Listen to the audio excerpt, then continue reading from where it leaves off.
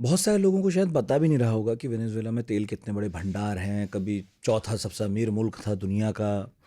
और नहीं पता होगा शायद कि 70 के दशक से पहले कितना बढ़िया रिश्ता था तेल कंपनियों का अमेरिका की वेनेजुएला के साथ। अगर आप अपने अंदाज में, जैसा आप करते भी हैं, छोटे में बड़ी सी हिस्ट्री बता दें तो बढ़िया रहेगा। तो मैं सिर्फ वेनेजुएला की नहीं, मैं आपको पूरे लैटिन अमेरिका की एक तरह से संक्षेप में कहानी बताता हूँ हो जाए। कि अमेरिका जो था वो खुद सिर्फ ईस्ट कोस्ट से शुरू हुआ था। यानी कि जो आपको स्टेट्स दिखती ईस्ट कोस्ट पे सिर्फ वही थी 13 स्टेट्स।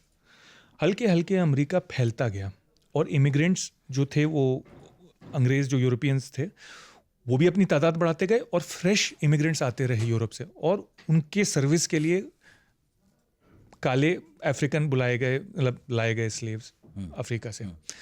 इन्होंने फैल के पूरा जो आज का यूएस दिखता है ये हल्के हल्के फैला। फिर कुछ इन्होंने जो वहाँ के नेटिव अमेरिकन से, कुछ नहीं मतलब ज़्यादातर को मारा और भगाया वहाँ से रेड इंडियंस को, और कुछ ज़मीन ख़रीदी फ्रांस से जो मजबूर था बेचने के लिए, और कुछ स्पेन से जंग लड़के छीनी, कुछ मैक्सिको से छीनी, कैलिफोर्निया तक पहुँच गए हल्के हल्के इस सब से। फिर ये हुआ कि अमेरिका की एक थ्योरी आई मैनिफेस्ट डेस्टिनी, यानी अमेरिका की एक मैनिफेस्ट डेस्टिनी है टू रूल नॉर्थ अमेरिका, और फिर ये स्प्रेड होके सेंट्रल और साउथ अमेरिका तक पहुंच गई मॉन्ट्रो डॉक्ट्रिन से, जो मैंने बताया आपको कि भाई ये हमारा बैकयार्ड है, तुम यहाँ इंटरफियर नहीं करोगे, हम तुम्हारे यहाँ नहीं आएंगे, हम तुम्हारे यहाँ नहीं आएंगे। अब अमेरिका हालांकि तब इतनी औकात भी नहीं थी, चले जाते। बिल्कुल सही, 1823 की बात है। बल्कि मैं ये कहूँगा इतनी औकात भी नहीं थी कि लैटिन अमेरिका पे भी हावी हो पाते। हाँ, इतनी भी औकात नहीं थी अमेरिका की। पर चक्कर ये था कि यूरोपियंस खुद अपने एक दूसरे के सबसे बड़े दुश्मन हैं। यानी जर्मनी, फ्रांस और इंग्लैंड और नेदरलैंड्स और ब्रिटेन सब मिलके एक दूसरे से इतना लड़ते थे और इतना एक दूसरे से डरते थे कि वो इतनी फौज एक्सेस नहीं थी उनके पास, इतनी स्पेयर फौज कैपेसिटी नहीं थी कि उसको साउथ अमेरिका भेज पाएँ या सेंट्रल अमेरिका भेज पाएँ। तो उन्होंने कहा, क्योंकि फासला ज़्यादा था और फौज चाहिए थी और उनको एक दूसरे से ज़्यादा खतरा था, तो उन्होंने कहा इसको छोड़ो। और यहाँ उन्होंने ऑलरेडी अफ्रीका और एशिया कॉलोनाइज कर लिया और था। मार्केट्स ज़्यादातर जो थे वो एशिया और अफ्रीका में थे, इधर कुछ था भी नहीं, कुछ भी नहीं था। एशिया की पॉपुलेशन सिर्फ इंडिया की जो पॉपुलेशन थी उस वक़्त का इंडिया जो था वो पाकिस्तान, बांग्लादेश, बर्मा मिला के था, और इंडिया अखंड भारत अगर आप कहते हो वो ब्रिटिश के अंडर था। तो उस भारत की जो आबादी थी वो कम से कम 10 से 20 गुना थी जो पूरे लैटिन अमेरिका की मिल के थी। तो आप उससे आपको अंदाज़ा हो सकता है कि कितना बड़ा व्यापार, कितना बड़ा। इसी तरह से चीन था, चीन भी 10-20 गुना था लैटिन अमेरिका। तो आदमी उधर जाएगा कि इस किनारे पे जाएगा कौड़ियों के लिए, तो वो इंटरेस्टेड नहीं थे। तो अमेरिका इसलिए भी इस पे हावी हो सका कि और लोग इतने इंटरेस्टेड भी नहीं थे उस एरिया में, और उनके पास इतना स्पेयर नहीं था कि अमेरिका से पंगा लें। तो अमेरिका का इसके ऊपर एरिया पे मुस्तकिल ये रहा कि गवर्नमेंट की अदला बदली करेगा, जब दिल चाहेगा उसकी कॉरपोरेशंस उसको एक्सप्लॉइट करेंगी, माइनिंग करेंगी, खेती बनाना तक की। इसीलिए क्यूबा, चिले, पनामा, जो समझ में आया इधर से उधर, उधर से इधर। क्योंकि ये जो आपको समझ में आ रहा है, ये जो टर्म है बनाना रिपब्लिक, ये आता ही वहाँ से है। क्योंकि एक कंपनी चिकीटा पूरा मुल्क चला रही थी केलों की खेती से, तो और वो केले फिर अमेरिका में बेचे जाते थे। तो पनामा उनको कंट्रोल करना ज़रूरी था। वो तो खैर आज तक ज़रूरी है क्योंकि उसमें पनामा कनाल है जो अमेरिका का नेशनल इंटरेस्ट है, क्योंकि वो उसके ईस्ट कोस्ट और वेस्ट कोस्ट के बीच में एक आर्टरी है कनेक्ट करने की। तो अमेरिका मेक्सिको के भी ऊपर हावी रहता था। मेक्सिको से टेक्सास छीन लिया, कैलिफोर्निया छीन लिया मेक्सिको से। तो और मेक्सिको कंट्रोल करना ज़रूरी था क्योंकि इमिग्रेंट्स आते रहते थे वहाँ से। इसी तरह से मेक्सिको को डायरेक्टली इकोनॉमिकली एक्सप्लॉइट नहीं किया, उसकी ज़मीन छीन ली और उसको कंट्रोल करना चाहते थे। न्यू मेक्सिको अमेरिका का एक प्रांत है, अब तो अमेरिका का ही है। वो भी इसीलिए वो भी सभी नहीं कहता, कुछ स्पेनिश का हिस्सा है, कुछ मैक्सिकन का हिस्सा है। तो ये जब ये सेंट्रल अमेरिका को भी इसी तरह से ग्वाटेमाला, निकरागुआ, पनामा, इसको ऐसे कंट्रोल करते थे।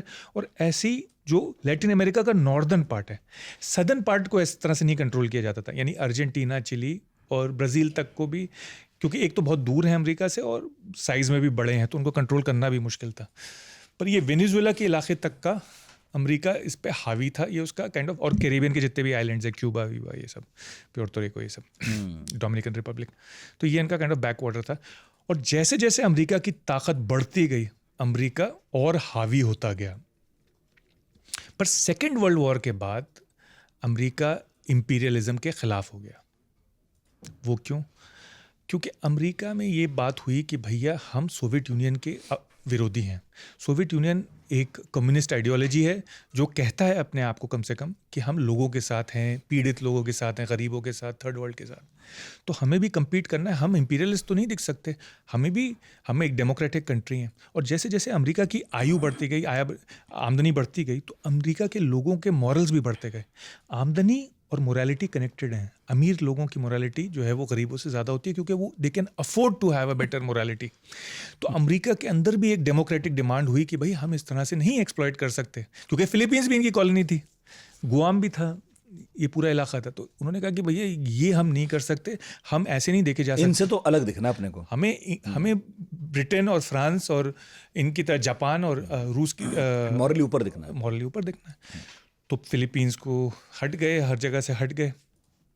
और फिर इनकी दोस्ती बनी पैसे के मामले में कि भाई व्यापार होगा, निवेश होगा, आइए हमारे साथ कैपिटलिस्ट वर्ल्ड ज्वाइन कीजिए, पैसे बनाइए, अमीर बनिए। तो इनका रवैया कुछ बदलने लगा। पर सेंट्रल अमेरिका में रवैया थोड़ा फिर भी गड़बड़ रहा, क्योंकि इनकी रूस से लड़ाई थी, सोवियत यूनियन से लड़ाई थी। तो उनको ये लगता था कहीं कम्युनिस्ट ना घुस जाएं, कई जगह पे कम्युनिस्ट गवर्नमेंट्स थी, कहीं कम्युनिस्ट रेबल्स थे, रेबल गुरिल्ला ग्रुप्स थे, निकरागुआ और ग्वाटेमाला और इधर। और कहीं इनको लगता था कि ये सोशलिस्ट है पर ये कम्युनिस्ट बन सकता है, जैसे चिली था जहाँ पे इन्होंने ऑगस्टो पिनोशे को रेवोल्यूशन करवाई। और तो उसमें कोलंबिया, वेनेजुएला भी उस लपेट में आ गए। पर हल्के हल्के 90 के बाद से, जब से सोवियत यूनियन का खात्मा हुआ, अमेरिका का थोड़ा सा हैंड्स ऑफ था मामला। और बातें भी यही होती थी कि डेमोक्रेसी फैलाएंगे, बिजनेस करेंगे, ट्रेड, फ्री ट्रेड, ये वो। ट्रम्प पर इस सदी के आदमी नहीं है। ट्रम्प जो है वो पिछली सदी के आदमी है, और वो उन्हीं ख्यालात के साथ आए हैं। और कुछ अमेरिका की इकोनॉमिक सिचुएशन और पॉलिटिकल सिचुएशन भी इंटरनली बदल चुकी है कि अमेरिकन अब इंटरेस्टेड नहीं है बाहर के झगड़ों में। ये बाहर के झगड़े टंटे जो है बहुत हो गया। अफ़गानिस्तान में जो खर्चा हुआ खून का और पैसे का, और इराक़ में, उसके बाद अमेरिका की पब्लिक भी इंटरेस्टेड नहीं है। इसीलिए ख़तरा ये है कि कहीं स्प्लिट ना हो जाए, जो मैंने कहा उनका बेस। अगर यहाँ पे खून बह गया, वेनेजुएला अगर स्टेबलाइज नहीं हुआ अगले कुछ हफ्ते, महीने, सालों में, तो यानी कि ये जो है, ये सुई जो है वो पीछे की तरफ मोड़ने की कोशिश कर रहे हैं ट्रम्प। स्फीयर्स ऑफ इन्फ्लुएंस ये सब। लेकिन वेनेजुएला के साथ रिश्ता कैसा रहा अमेरिका का? वेनेजुएला के साथ जब उनकी कंपनियां कर रही थी व्यापार, तब तो ठीक ही था, अच्छा ही था। पर जब से चावेज आए थे तब से मामला, अमेरिकन कंपनियों ने ही वहाँ पर जाकर, वेनेजुएला में जाकर तेल निकालना, वहाँ पर इंफ्रास्ट्रक्चर डेवलप करना, बहुत सारा पैसा लगाया, उन्होंने ही किया था शुरू में। बेशक सऊदी अरब में भी और ईरान में भी। ईरान में ब्रिटिश भी थे, ब्रिटिश ऑयल कंपनी भी थी, बट सऊदी अरब में तो कई जगह या तो यही जाते हैं, भाई बंधु है दोनों, कहीं टैग टीम है, एंग्लो सैक्सन। तो इसीलिए ये बात ट्रम्प बार बार कहते हैं कि हमारा तेल, हमारी ज़मीन, हमारे संसाधन हम तो वापस लेंगे, क्योंकि उन्हें याद है कि उन्हीं की अमेरिकन कंपनियों ने कभी वहाँ से तेल निकाला था। और उनको लगता है कि इन कंपनियों को एक तरह से ठग लिया गया। हाँ, शावेज और नेशनलाइजेशन करके, नेशनलाइज करके, उनका इन्वेस्टमेंट टेक ओवर करके, उनकी मेहनत, उनके। लेकिन ये मामला, जितना मुझे याद है, ये मामला इंटरनेशनल कोर्ट में भी गया था, अमेरिकन कंपनियां गई थीं, यहाँ वेनेजुएला की सरकार भी लड़ी थी। उसके बाद एक फ़ैसला आया था दुनिया की पंचायत में, कुछ पैसे देने के लिए कहा गया था, कुछ दिए गए, कुछ देने की प्रक्रिया चल रही थी। इस बीच में ये सब खेल होने लगे। गांव के चौधरी को आप क्या पंचायत के सामने घसीट ले जाएंगे?